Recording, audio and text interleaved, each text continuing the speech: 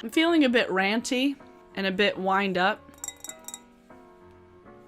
Cheers. I've been watching a lot of Kate the Great Beauty lately. You guys should go check out her channel. She posts videos, each of her videos where she's drinking like a new drink, whether it's wine or green juices. She's funny. She's great. She's got a quick wit. I like her.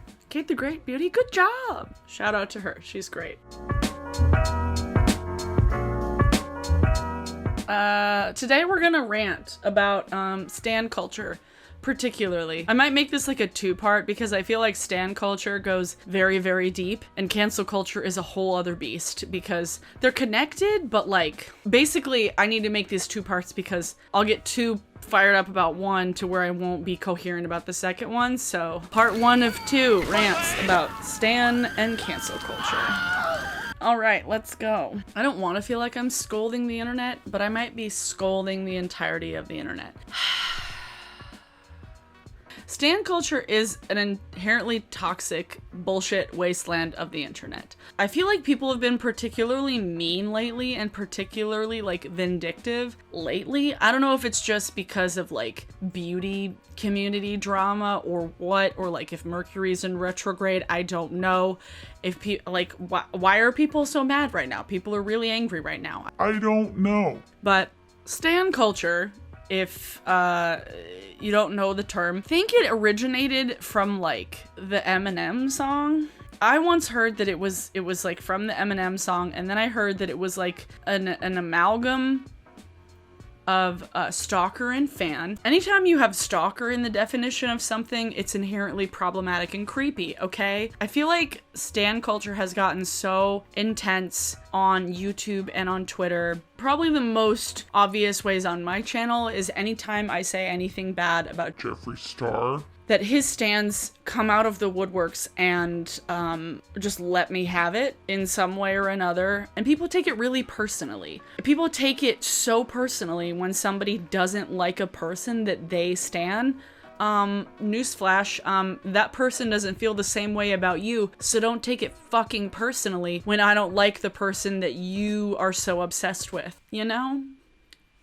Don't take it personally. I've had plenty of times when people have said bad things about people that I liked. People don't like the bands that I like. People don't like the singers or the artists or the writers or just like the people that I like. And I just like let it go because it's like, unless they're telling lies about that person, I don't care. Because it's like everybody has opinions and everybody has their personal taste and they're allowed to have it. Like, as long as their opinions don't like infringe on other people's rights, you're allowed to have them, and I support you having your opinions. I'm allowed to have the opinion that Jeffree Star is a racist, and I don't have to like him, and I don't have to support him, and I don't have to buy his products. I get so many comments from people, whether they're his stans or not, people be like, oh, why don't you support Jeffree Star? Like, he's apologized. Like, hasn't he, like, what does he have to do?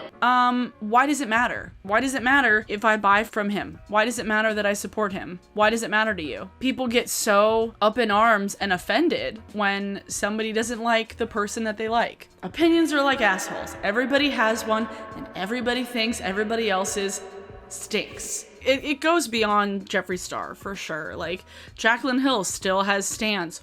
Why? I don't know. People look at these YouTubers, influencers, creators, like, not like people. They look at them as like a character and not as a complex human that makes mistakes. And when they do make mistakes, they don't hold them accountable. I don't know. I consider a fan and somebody who cares about somebody to like hold somebody accountable for their own bullshit. I've liked people, and if they do something fucked up, I'm like, hey, don't do that thing that's fucked up because it's fucked up. You can call people out for their shit even if you're a fan of them. That's the point of being a human. That's the point of being a complex person that isn't perfect and is problematic at times. Everybody is problematic. Everybody does shit that's problematic at times because humans aren't perfect, okay? And so because humans aren't perfect, people shouldn't treat them like they're perfect and just support them with everything they do. I don't understand why people stan these folks. I don't get it. I don't get it. I don't like borrowing things from fucking Vlogbrothers, but like, imagine people complexly. People who make mistakes, people who have feelings, and people who, I don't know, aren't perfect. Which brings me to the next portion of what I needed to talk about.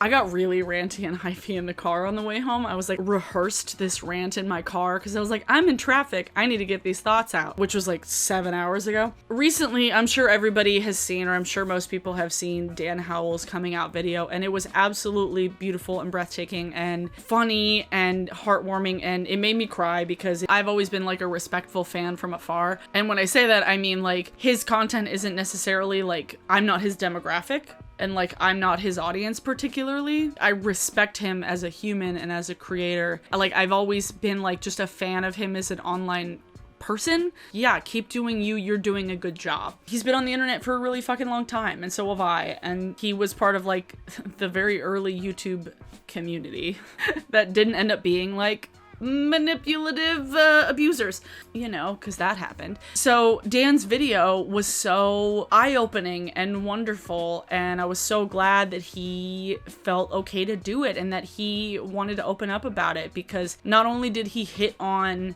him being gay and him realizing that he was gay and kind of struggling with his own demons and struggling with his own growth, he touched on how people treated him and Phil for so fucking long. It kind of brings up the idea of like shipping actual human beings, which is fucking creepy. We got MySpace in middle school. When I was young, I was a big fan of NSYNC. I was a big fan of Blink-182, The Calling, Michelle Branch. I had my bands. I had my people that I liked. But boy bands were all the rage back in the day. That was the thing. We had Teen Beat. We had 17 magazine. We were fucking cutting people's faces out of magazines and sticking them on our walls. That was the equivalent of people making their Twitter profile pics like fucking BTS members. That's what we had. But it was in the privacy of our own home or on our school binders. This whole idea that people are sexualizing and romanticizing and shipping real people is creepy as fuck, and people need to stop doing it. You can ship characters all you want. If you want Draco Malfoy and Harry Potter to get it on, I don't fucking care. But if you're gonna take like Tom Felton and Daniel Radcliffe and do the same thing, maybe don't. Maybe just don't do that, because things follow you on the internet, as we've recently obviously seen. I feel like this generation like doesn't truly understand what growing up like at the start of the internet was. My dad still gets mad that I say fuck on Facebook, and he told me time and time again, please don't swear on the internet, because job recruiters, and when you apply for jobs, they're gonna find it. If I curse on the internet, nobody's gonna care. But if people find your Twitter accounts where you're sexualizing YouTubers who were real people and writing explicit fan fiction about real people, that ain't gonna look so Good. you know, because the internet is forever. The fact that people treated Dan and Phil like characters in their own fantasy for so long is just so disheartening. And the fact that that may have played a role in him not coming out makes me sick, because it's like, if people were thinking they were so supportive for so long and people were like, Oh, we always knew, Dan. You and Phil were always meant to be. that's not the point. He came out and finally said it now. He didn't do it before. It wasn't up to everybody else to infer, to write fan fiction, to make Tumblr pages, and put things in their own fantasy. Because it's not your fantasy, it's people's fucking lives. So don't do it. I'm getting extra fired up. But I saw a video yesterday. Besides dance, there's a fly. Oh, now my light reflector is spinning around. I swear I didn't mean to get this ranty, but I kind of did. Besides Dan's video, I was watching a James Marriott video yesterday, and he was talking about BTS Stans, and I can't unsee some of the things that I saw, and I can't unhear some of the things that I heard. BTS Stans are a wild bunch. Apparently, people have created an entire subgenre on YouTube of porn where they take like either actual voices from members of BTS, edit it together, or like have people like mimic them. It's audio porn of like people's fantasies of the members of BTS. No! I don't follow K-pop, so I don't know the whole world culture around it. I don't no, and I frankly don't even care. Don't come for me, please. Give me all the interaction you want to give me. Haha. I'm glad we didn't have the internet when I was 12 because I'm sure that probably people would have done maybe not something like dirty, porny fan fiction because sex content wasn't nearly as readily available when I was a kid because we didn't have the internet. We had magazines.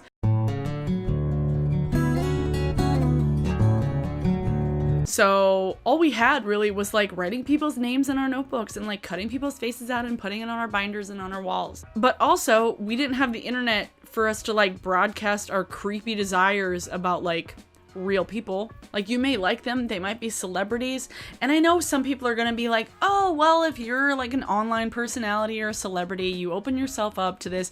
No, you open yourself up to criticism. You open yourself up to critique, to commentary. You don't open yourself up to having your likeness written or recorded into erotic sexual fan fiction. If you want to write characters, fine. We've all read My Immortal. We know it's iconic. But for people like Dan and Phil, they didn't open themselves up to people completely devoting their existence to either their relationship or their own sexual fantasy of that person. Because that's fucked up. This is like a whole like weird, creepy level of stan culture because obviously stan culture, it kind of goes in different directions. There's like people who don't think the person that they stan does anything bad. Like if somebody makes a mistake, like people like Chris Brown stans. People, they just like find excuses for when the person that they stan makes a mistake. And yet if somebody else makes the same mistake, they fucking roast them over the coals. Just because you like somebody and you support them and maybe you love them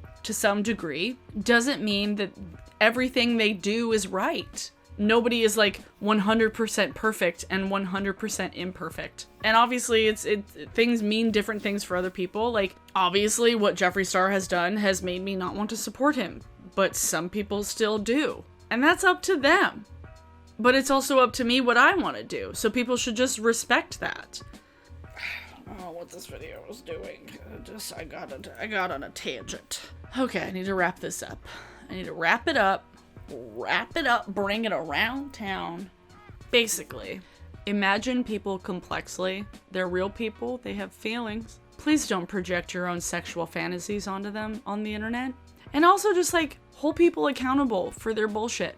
And especially don't come for the people that call them out on their mistakes. Because when people make mistakes, they need to be called out. They need to have people point out what they did wrong. Because that's how people grow and that's how people learn. So completely supporting them and telling them everything they do is right is not going to make them a better person. It's not going to make them a stronger, better example for people. It's just going to make them think that everything they do is right and that they walk on water and they can do no wrong, and nobody is like that. Humans make mistakes and humans grow and they learn from their mistakes. So tell somebody when they make a mistake. My God. Just a last little note. If somebody says in a video that they don't like a person's content or don't necessarily like a person, don't inherently think that there's some sort of tea that this person did something like really bad. Oh, what did this person do? Why don't you like them? I just don't like their content. Like, people are allowed to like what they want to like. And don't get offended if they don't like what you like.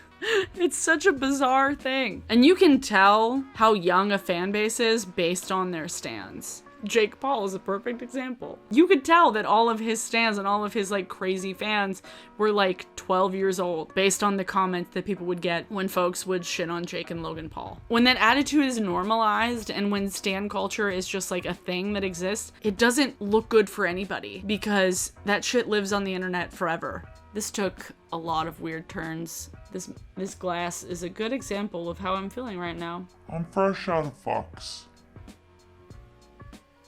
Did I get a bug in here just now? Are you kidding me? Well,